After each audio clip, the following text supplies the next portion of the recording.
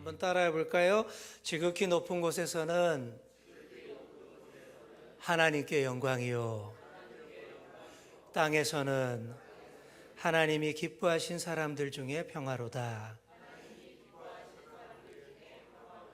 아멘. 자, 우리 방금 이렇게 읽으니까 느낌이 어때요? 좋죠. 왜 좋을까? 성탄절이 코앞에 바짝 다가온 것 같은 느낌입니다. 자, 오늘은 성경의 절기 이야기 중에서 마지막 시간입니다. 다음부터는 이제 절기 이야기는 안 하고 성전 이야기를 하도록 하겠습니다. 자, 이 마지막 시간에 어떤 절기를 다뤄야 될까요? 올해 마지막으로 남은 중요한 절기가 뭡니까? 바로 크리스마스, 예수님 생일입니다. 예수님이 탄생하신 날을 기념하는 크리스마스는 전 세계인의 축제입니다. 성도들에게는 정말 신앙적으로 진짜 의미가 있는 중요한 날이고요. 믿지 않는 사람들에게도 가장 기쁘고 즐거운 공휴일, 그리고 사업하는 여러 사업체들은 아주 짭짤한 매출을 다 보장해주는 대목, 최고의 명절이죠. 이 울림이 좀 있죠, 그죠? 입니다. 자, 그래서 예수님의 탄생이 어떤 이유에서든 모든 사람에게 큰 기쁨을 주게 된 것이죠. 자, 이렇게 기쁜 크리스마스, 예수님의 생일이 언제죠? 12월 25일, 매년 12월 25일입니다. 누구나 다 아는 최고의 기념일이죠. 자, 여기서 몇 가지 질문을 제가 한번 던져보겠습니다. 첫 번째 질문, 12월 25일에 예수님이 태어나셨다라는 증거가 성경에 나올까요? 그랬으면 좋겠어요. 자, 두 번째 질문, 성지인 예루살렘에서는 12월 25일에 크리스마스 풍경이 어떨까요? 거기서도 집집마다 성탄 장식을 하고 캐롤이 울려 퍼질까요? 자, 먼저 예루살렘의 크리스마스 풍경입니다. 예수님이 오신 곳이니 우리보다 훨씬 더 아름다운 성탄 장식과 트리로 넘쳐나고 거리마다 캐롤이 막 울려 퍼질 것 같죠. 아주 은혜가 넘치는 그런 곳이 될 것 같죠. 하지만 전혀 그렇지 않습니다. 예루살렘에는 크리스마스가 없어요. 정통 유대의 교인들 이 70%가 사는 이 예루살렘에는 전혀 그런 풍경이 아닙니다. 심지어 크리스마스가 언제인지도 모르는 유대인들이 태반입니다. 며칠인지도 모르고. 자, 예루살렘에서 12월 25일은 하누카절입니다. 수전절입니다. 요한복음에 나와요. 수전절. 오래전 시리아 군대가 예루살렘을 정복하고 예루살렘 성전을 너무 더럽혔을 때 맞서 일어나서 싸우죠. 3년간 열심히 싸워서 성전을 도로 찾고 다시 성전을 깨끗하게 회복하게 된 것을 기념하는 날이 유대인들에게 수전절, 성전 봉헌절인데 그게 12월 25일입니다. 그래서 그들은 그 절기를 아주 거룩하게 지키고 있지 성탄절은 안중에도 없습니다. 이스라엘에서 크리스마스 분위기를 좀 느낄 수 있는 곳은 예수님이 태어나신 베들레헴, 그리고 예수님이 자라나신 곳 어디죠? 나사렛. 이 정도에서만 성탄절을 조금 느낄 수가 있다라고 합니다. 더구나 기독교인들을 향한 뿌리 깊은 증오가 유대인들에게 있기 때문에 기독교의 최고 명절 크리스마스는 좀 별로 안중에도 없습니다. 자, 2000년 동안 유대인들이 유럽의 기독교인들로부터 모진 박해와 소름을 당했기 때문입니다. 왜 유럽의 기독교인들이 유대인들을 박해했는지 아시죠? 잘 모르시는 것 같은데, 예수님을 십자가에 못 박은 자들이 유대인이다 라고 생각했기 때문입니다. 그게 오랜 고정관념이에요. 그래서 유럽의 그리스도인들이 유대인들을 수천 년 동안 핍박했습니다. 기회가 있을 때마다 유대인들을 학대했습니다. 십자군 전쟁 때도 그랬고요. 특히 이 2차 세계대전 때 독일의 히틀러는 유대인들을 600만 명이나 학살을 했습니다. 현재 유럽 사람들도 유대인들을 좀 별로 좋아하지 않아요. 반유대주의 정서가 지금도 뿌리 깊게 남아 있습니다. 그러니 유대인들도 기독교인이라 그러면 몸서리를 칩니다. 성탄절 날짜도 모른다라는 거죠. 유대인 중에도 예수님을 구주로 고백하는 유대인들이 조금씩 늘어나고 있지만 그래도 아직 갈 길이 멉니다. 참 안타까워요. 처음에 하나님이 선택하신 백성이 이스라엘이잖아요. 처음 선택하셨어요. 그 땅에서 구약 성경을 시작하셨고 또 신약 시대 예수님도 태어나게 하셨는데 그 땅의 백성들이 오만과 편견에 사로잡혀서 예수님의 복음을 거부합니다. 뒤돌아섭니다. 그러면서 여전히 엉뚱한 메시아를 아직도 기다리고 있어요. 그리고 주변 이웃 나라들과 맨날 지지고 볶고 싸우고 있어요. 지금도 싸우고 있습니다. 세계 평화를 가장 위협하는 민족 중에 하나가 됐어요. 이게 하나님 보시기에 얼마나 안타까운지 몰라요. 아직 갈 길이 멀지만 그러나 반드시 달라질 줄 믿습니다. 종말의 징조가 그거라고 했어요. 유대인들이 다시 돌아온다. 유대인들 가운데서도 예수님을 주로 고백하는 자들이 앞으로 더 많아지고 그래서 우리와 함께 크리스마스 축제를 즐기며 세계 평화를 위해 헌신하는 때가 반드시 올 줄 믿습니다. 진실한 그리스도인이라면 이 날을 대망하면서 기도하셔야 돼요. 사랑하는 성도 여러분, 그때를 소망하며 열심히 주님의 복음을 위해 헌신하시고 또 주님의 성탄을 더 진심으로 기뻐하시는 우리 모두가 되기를 축복합니다. 자, 다음으로 성경에 예수님이 12월 25일 태어나셨다라는 증거가 있느냐라는 문제인데 예수님이 진짜로 몇 월 며칠에 태어났는지는 아무도 모릅니다. 그럴 수밖에 없죠. 2000년이나 지났고 그 당시에 달력과 날짜 세는 개념이 오늘의 우리와 너무 다르기 때문에 오늘의 우리가 알 수가 없어요. 12월 25일을 예수님의 생일로 정하고 크리스마스라고 기념하게 된 것은 4세기 무렵부터입니다.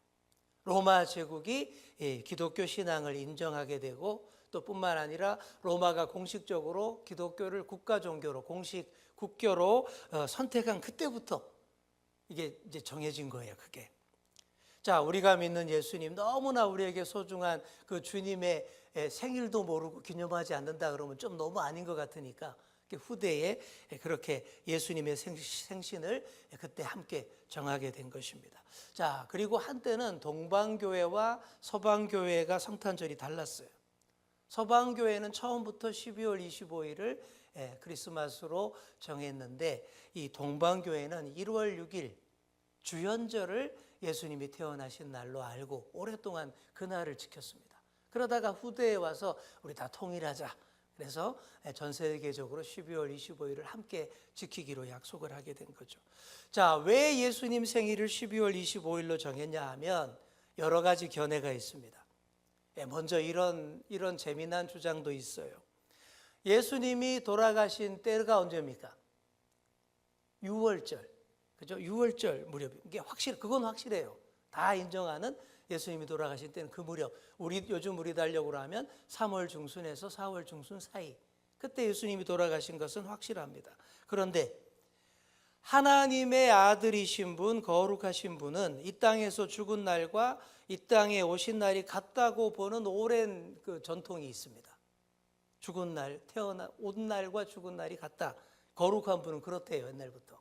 그래서 예수님이 돌아가신 때를 3월경으로 본다면 성탄절도 3월이어야 하지 않냐고 할 텐데 또 그게 아니랍니다.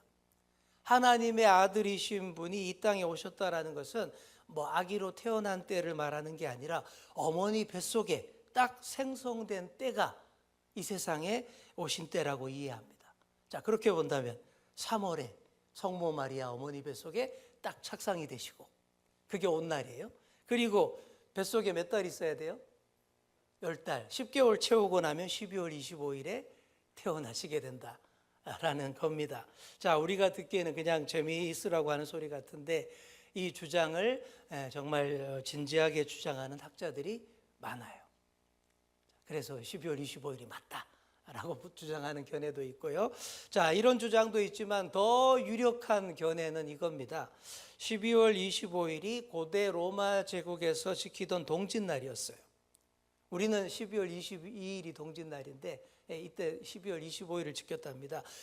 로마 제국의 이교도들이 1년 중 해가 제일 짧은 동짓날을 대규모의 축제로 지켰습니다. 그 축제가 12월 24일부터 1월 6일까지 이어졌어요. 그때 아주 광란의 축제가 벌어졌는데, 이런 광란의 축제를 보고서 로마의 교회 지도자들이 우리 기독교가 로마 제국을 정복했고 거짓된 로마의 이방신들도 다 정복하고 기독교 국가가 됐으니 이제 저 이교도의 가장 큰 축제 동짓날도 예수님의 탄생 축제로 변화시켜야지.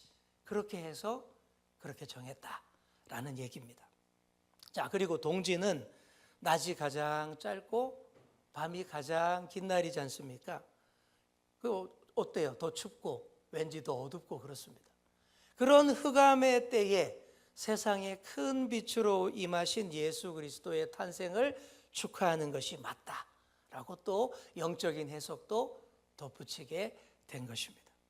자, 이렇게 아무도 몰랐던 실제 예수님의 태어난 생일을 함께 12월 25일로 정하게 되었고 세상에 믿는 자들이 다 그렇게 그날을 예수님의 생신으로 기억하게 되었다라는 것입니다.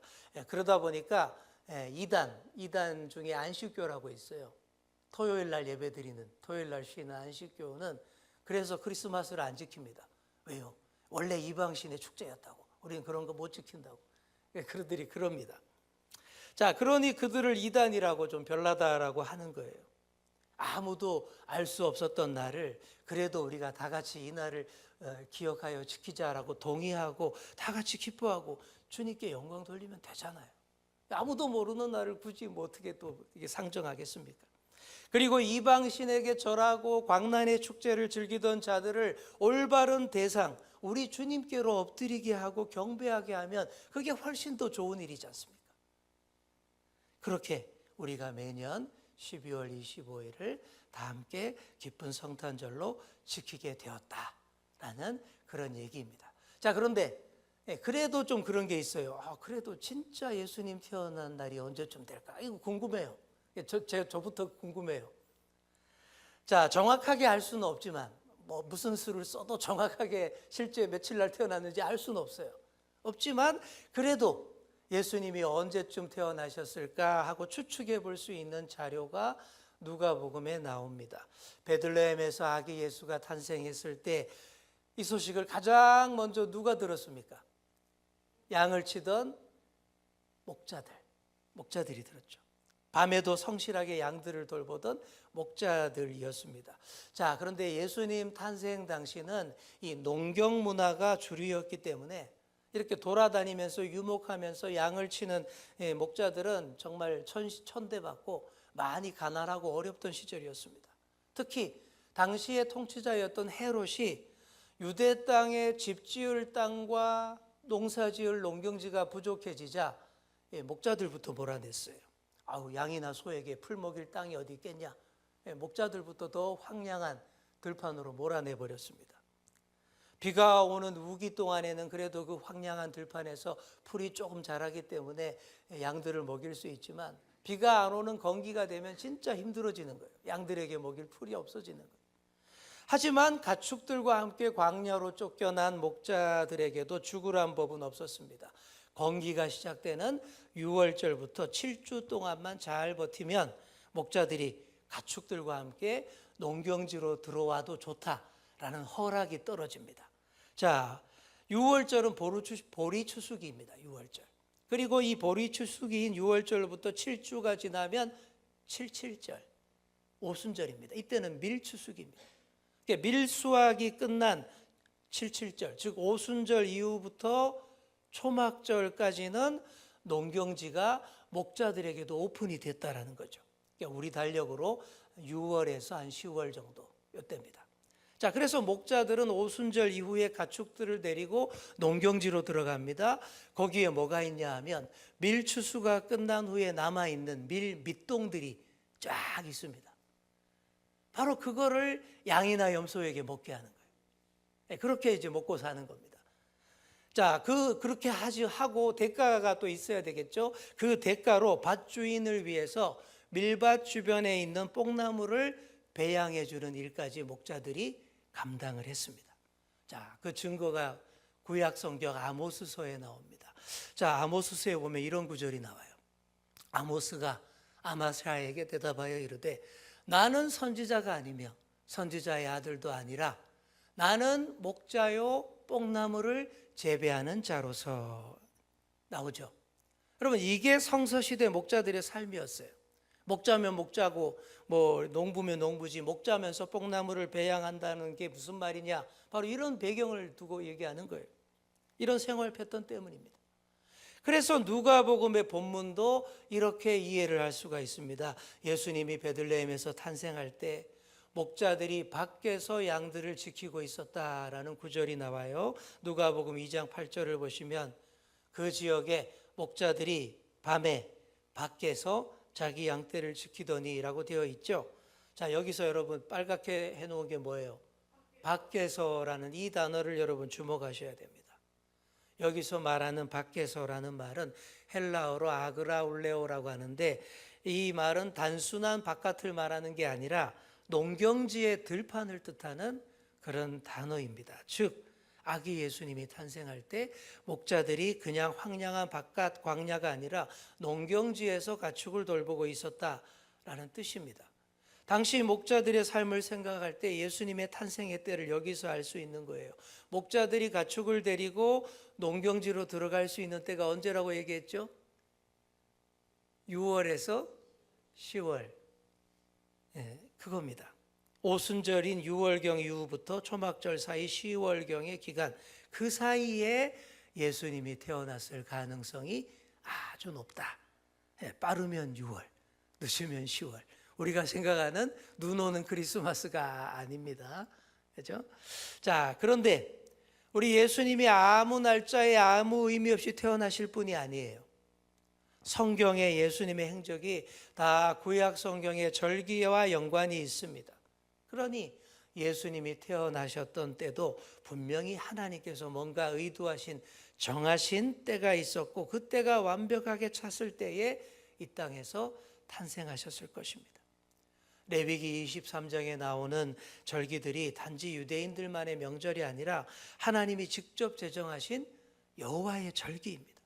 그 안에 하나님의 구원 계획들이 다 녹아 있어요. 그렇다면 예수님이 태어나신 명절도 분명 레위기 23장에 나오는 7개의 절기 가운데 하나일 것이다 라고 또 학자들이 추정을 해요. 자, 그러면 또 언제가 될까요? 오순절 이후부터 초막절 사이에는 딱 2개의 절기밖에 없습니다. 한번 따라해 볼까요? 나팔절, 대속죄일, 2개가 있어요. 자, 이 2 절기 가운데 예수님이 실제로 태어나셨을 만한 절기가 뭘까요? 네, 대속죄일일 수도 있지만 나팔절입니다. 대속죄일은 거국적으로 죄를 회개하는 날이니까 좀 이렇게 탄생, 기쁨의 이런 의미와는 좀 차이가 있잖아요. 자, 나팔절은 이스라엘의 신년입니다. 새해 신년을 시작한다고 나팔을 우렁차게 부는 그런 날이죠. 나팔을 불며 새로운 시작을 알리는 신년. 이 나팔절이야말로 하나님이 이 땅에 아기의 몸으로 탄생하셔서 인류 구원의 역사를 알리기에 가장 좋은 날 아니겠습니까? 구세주가 이 땅에 태어나셨으니 빰빠밤 하면서 영광의 나팔을 힘차게 불면서 하나님을 찬송하기에 딱 좋은 날 아니겠습니까? 자, 그래서 누가복음 2장 13절 14절도 이렇게 묘사를 합니다. 호련히 수많은 천군이 그 천사들과 함께 하나님을 찬송하여 이르되. 여러분, 천군 천사하면 일단 저는 트럼펫이 생각나요. 나팔, 가장 우렁차고 센 소리를 내는 악기, 힘차게 불면서 찬송하잖아요. 뭐라고 찬송합니까? 지극히 높은 곳에서는 하나님께 영광이요, 땅에서는 하나님이 기뻐하신 사람들 중에 평화로다. 자, 그래서 성경을 좀 더 깊이 많이 연구하시는 학자들은 나팔절, 그러니까 우리의 달력으로 한 10월경이 진짜로 예수님이 태어나신 날이 아닐까, 그렇게 공부를 하고 추정을 하고 있다라는 얘기입니다. 자, 그런데 여러분, 실제 예수님이 태어난 날짜가 그렇게 중요할까요? 아니라고 생각합니다. 안식교도처럼 12월 25일 크리스마스를 부정하시겠습니까? 우리 예수님이 10월 나팔절에 태어나셨든 12월 25일에 태어나셨던 그게 중요한 게 아닙니다.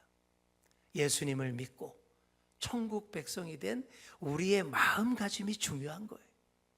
전 세계인이 1600년 전부터 12월 25일을 예수님의 생일로 기념하기로 약속했으니 뭐 우리가 굳이 따로 놀 필요 없지 않습니까? 굳이 따로 놀지 말고 그날에 맞추어서 예수님의 탄생을 최선을 다해 기뻐하면 됩니다. 그리고 절기 배분도 잘 돼 있어요. 부활절이 3, 4월. 좀 지나서 12월 크리스마스 이렇게 좀 이렇게 띄어놔야지 막 붙어 있고 그래 보십시오. 얼마나 우리도 힘듭니까? 안 그래도 바쁜데 추수감사절 때 또 크리스마스까지 준비해야 된다 이러면 얼마나 힘들겠습니까? 이런 배분도 필요한 거죠. 자, 굳이 따로 놀지 말고 전 세계인이 약속한 그날을 예수님의 생일로 받아들이시고 믿으면서 최선을 다해 기뻐하시면 됩니다. 나를 위해 이 땅에 오신 예수님을 최선을 다해 높여드리면 됩니다. 그게 핵심이에요. 사랑하는 성도 여러분, 2000년 전 모월 모일 모시에 예수님께서 이 땅에 태어나셨습니다.